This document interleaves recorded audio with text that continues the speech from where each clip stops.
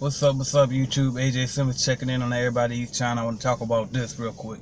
I'm going to tell you why I stopped selling drugs, right? So I never really spoke about it because I feel like that's the typical, you know what I mean? That's typical rags to riches story for a black man is, oh, I used to sell drugs. Now I'm getting legit money and American dream, blah, blah, blah, right? So I really don't like to speak on that portion of it, but I figured this video might help somebody. So I'm gonna go over a few reasons why I stopped selling drugs. There's a lot of reasons actually, and I was doing it really up until I did it. It wasn't very long ago until you know what I mean, when I stopped. But I'll tell you, the first reason that really jumped out was the fact that I was working at the shipyard. Once I started working at the shipyard, I was making like 20 bucks an hour. I started to realize, you know what? I'm making entirely too much legal money to have to still do this. You know what I mean? It's like $20 an hour ain't rich, but it was good enough for me. The way I was living, my lifestyle, it supported me pretty good. And it was like, you know what? I don't even need this stuff anymore, right? So that was one reason right there, was because the money that I started making. And then I feel like I'm a smart person. You know what I mean? And so I always just do the smart thing. So I try to do what makes sense. And when I had kids, especially my daughter in particular, because she was the first one born, right? And so when I had her, and I think she was probably about 3 at the time that I stopped hustling or whatever, and just imagining her seeing me behind a glass, you know what I mean, in jail, having to visit me behind a glass, or even in a visiting room, you know what I mean, in prison. Like I couldn't imagine seeing her because she's so sensitive and dramatic, right? Like she'll lose it, you know what I mean? So I couldn't imagine that, or put my wife through that, or putting now my son, because my son had just came at the time. He was just born because he's 3 years behind my daughter. So imagine my kids having to see their daddy, you know what I mean, in that institution when I know I'm smarter than that. And personally, I never been to jail, never been locked up. But I just can imagine that with my mind, the way I think, and I always want to do. I don't like to keep talking about shit and thinking about. I like to start doing what I'm thinking about. And so if I'm sitting behind them walls with all these ideas, I've been done either killed myself or tried to break out and got in more trouble. Like something, honestly, I don't think I could tolerate being confined like that. I can't even take a job. You know what I mean? So if you put me inside these 4 walls, I damn sure I think I'll lose it, right? So that was one of the things too. And another thing that happened was when I hustle, a lot of people, I'm very, very, very particular about how I associate. I'm very low key. And so when I was doing it, you would have never known that I was doing it because I was actually just buying it. I was just putting my money into it, right? I never touched it.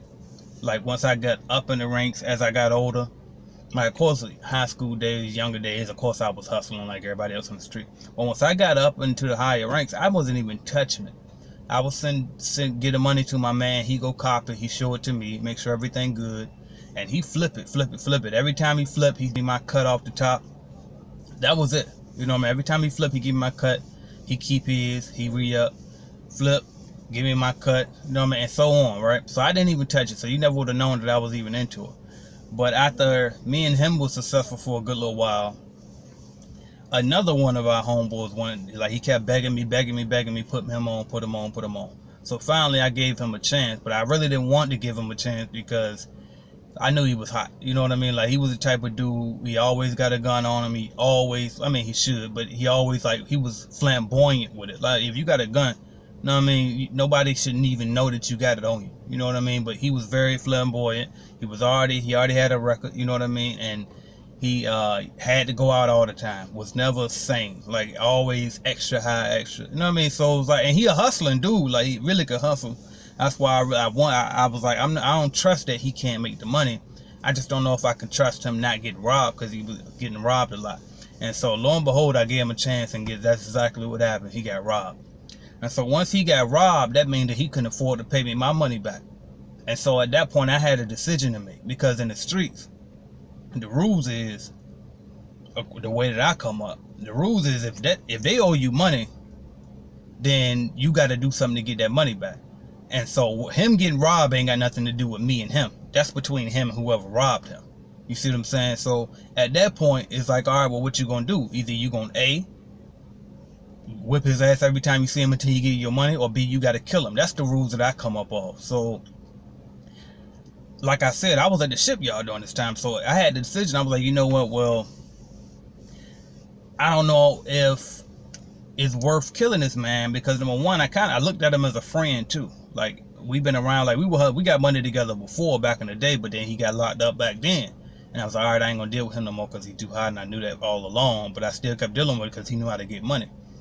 But once he came back, came back from jail this last time, and I put him back on. And so when that happened, I had a decision to make. Either you gonna go kill this man over a green piece of paper, or you just gonna get out. Because what you can't do is stay in the game and not do nothing about somebody fucking over your money. And it's like I said, he got robbed, so it ain't like he intentionally did it. But the fact is, he got over with my money. And so it's like, to me, if you gonna not do something about it, then you gotta get out, because otherwise everybody gonna run over you. Because then it's gonna get in the streets at that point that, okay, he's soft, or he ain't gonna do nothing, you can take his money. You know what I mean? All type of stuff could happen, right? So I had a decision to make, and at that time I was really becoming conscious too, like starting to care more about a human life, right? Because as a teenager coming from Portsmouth, where I'm from, you just don't care. Like, shit, if you make it to C21, you think you successful, right? So like, just putting all of that into perspective, like, I decided, you know what, it ain't worth me being in it. So once that happened, you know what I mean, I told my boy that was still hustling for me, I told him, go ahead and give me my last one, we good. And he kept what he had, and plus the connect was off and on too. So that was another thing that also led to me stopping, was because people weren't consistent, you know what I mean. But it was a time where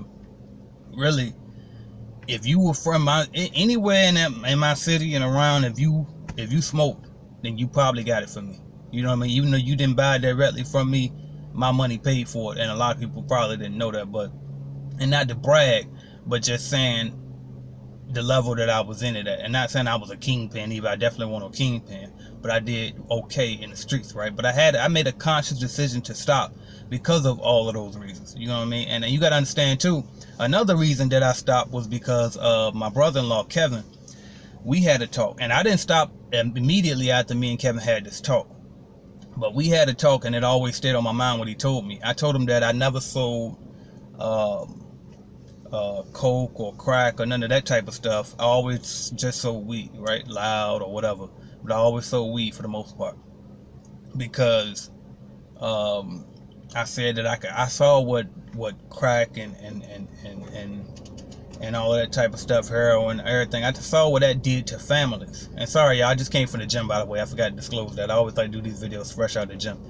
But I told him I never sold those type of drugs because I saw what it do to families, because somebody very close to me, their parents were on drugs, and I saw how it affected them. And so I didn't want to see people go through that. So I was like, if I sell it, then I'm contributing to that broken household, so I don't want to be a part of that. And so even at a young age, I was conscious enough to be aware of that, right? So, so when I told my brother-in-law Kevin that answer, he told me that, well, you are affecting families even when you sell the weed, because, and he started giving me some examples. Look at so-and-so, look at so, naming people in our family that smoke weed, naming people that we knew that smoke weed, right? And when he was naming them, we was noticing that, okay, those people that like, okay, like if you occasional weed smoking, you take care of your business, that's one thing. But the people that he was naming, like, they were in broken homes, they weren't taking care of it, you know what I mean? They weren't doing right by themselves and by the people around them. So I was like, you know what, you're right, because where I'm from too, and I'm sure where you from as well, you got a different type of weed culture now. Like, the people are literally addicted to it. You know what I mean? Can't even move, like, they in bad moods if they don't got the weed. You know what I mean? So this ain't just no casual weed. So these motherfuckers that's addicted to it. And so when he broke that down to me, and that also popped in my mind too, and contributed to me not wanting to sell it anymore. You know what I mean? And me and him had that conversation because for a while, I stayed with them me and my wife, we stayed at the time with my fiance, we stayed with them for a little while. And at that time, I was tired of staying with them. So I went back to the street, started hustling again so I can hurry up and go ahead and hustle some money so we can get a first money running deposit to get us out of that house. And at that time, like, you know, when you close, people would just drive your car, like, because he had a driveway. My car was parked behind his car, so instead of coming to wake me up, because, you know, you hustle, you sleep in late, right, and stay out late. And so he, instead of coming to wake me up, he just got my keys, got my car, and drove. And he was in the military, so he drove on the base. And so somehow, I guess he went on the base somehow, and he was doing something. I think he said he wanted to clean out my car because it was messy. And as he was cleaning out my car, he found like a pound of it, under one of my seats. And he was like, oh shit, like he was on the military base with this pound of weed in the back seat. And so he came home, and that's when he pulled me to the side, had that conversation. He snapped on me. He was like, man, how you ain't tell me? And I was like, well, shit, you ain't tell me he would drive my car. But needless to say, you know what I mean, that conversation that me and him had an effect on my decision as well. So it's like, when I take all of them things into consideration, I had to make the right decision. You know what I mean? So it's like, and I'm making this video for those of you who might still be in and out of the street or whatever. Like, if you smart enough to be watching this video, you know what I mean? If you smart enough to know how to get it legitimately, then why not do it? You know what I mean? There's a million ways to get it out here, so you don't have to resort to that. That is, like, hustling and selling drugs in the street, that is one of the best returns, like, in terms of business, right? That's one of the best ROIs you can find. But it's not worth it if it ain't legal. You know what I mean? It ain't worth your freedom. And that's what's most important to me. As entrepreneurs, what we value the most is freedom. Okay, we want to be able to go and come and go as we choose. We want to be able to not have to answer to other people. That's the purpose of entrepreneurship, is freedom, right? So if you really value freedom that much, then you will go ahead and go about doing things the legal way. That way you can save your freedom as much as possible. So I wanted to do that video, and actually, because me and my wife was cleaning out our apartment, we just moved to another one. And when we were cleaning up, we came across some paperwork, and I came across the document I had when I was 17. I got caught selling it, and I was reading a little paper from the little courtroom, and it was like possession with intent to distribute. I couldn't believe that paper. I didn't even know I still had that paper. And she found it, and she was like, "What the hell?" And so, and not surprised that I was selling. She knew I was hustling, but just I don't think she really knew that I actually went to court and shit over before. So because it's not on my adult record, like, because what I did was I got caught at 17, so they tried me as a child. But no. Well, how would it was? I think they was trying me as an adult, but they suspended my jail time, put me on community service since I was still a minor, and they told me if I could finish community service in time, they'll dismiss the charges.